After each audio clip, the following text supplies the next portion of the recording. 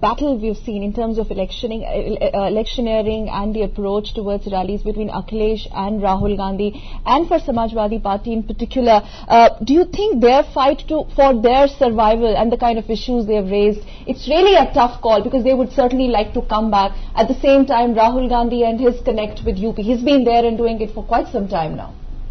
I think that this election is significant because you are seeing three young. जो मतदाता वो युवा है और युवा जो पीढ़ी का बदलाव जो नेतृत्व में रहा है वो भी देखना होगा किस तरह से 29% युवाओं को मोबिलाइज कर पाता है। फिलहाल रुक रहे हैं एक ब्रेक के लिए, जनादेश का सफर जारी।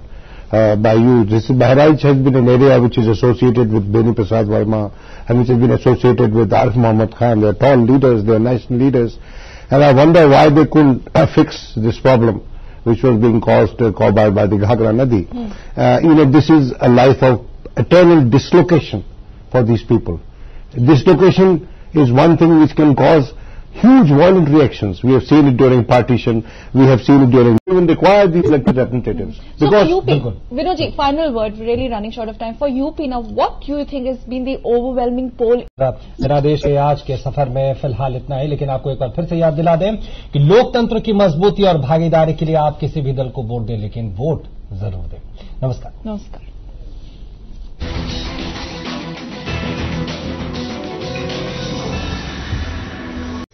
Election scene is hotting up for the assembly polls in UP after the completion of polling in Manipur, Punjab and Uttarakhand. All the political parties are now focusing their energy and their strategies at this politically crucial state of UP. While Congress President Sonia Gandhi began her Uttar Pradesh campaign with a couple of rallies in the eastern districts of Gonda and Deoria, BSP leader Mayawati addressed rallies in central Uttar Pradesh districts of Sitapur and Barabanki. Senior leaders of BJP and Samajwadi Party also held rallies and mass contact programs to tilt voters' sentiment in their favour.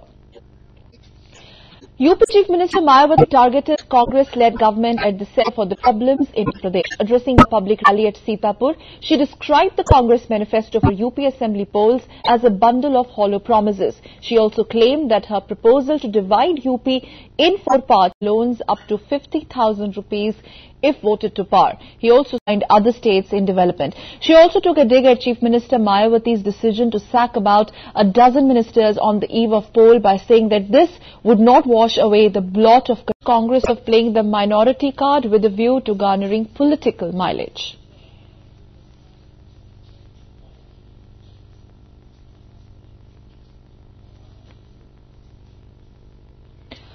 Gonda constituency in the Gonda district of UP is witnessing a keen electoral contest. The premises of Uttar Pradesh-based liquor baron and businessman Ponti Chadda in the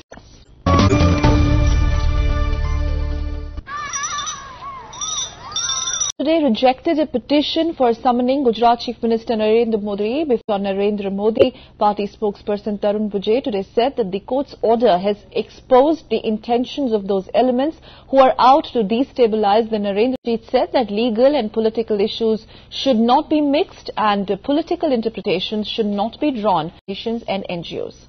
And now we are heading into another short commercial break. The United States and Pakistan are again on a collision course over Afghanistan. The day when Pakistan Foreign Minister Hina Rabbani Khar is in Kabul to discuss with Afghanistan leadership about the future of the relations between the two countries, a NATO report has come out in the open accusing Pakistan of playing a double game in Afghanistan. The report also accuses Pakistan of manipulating the Taliban leadership.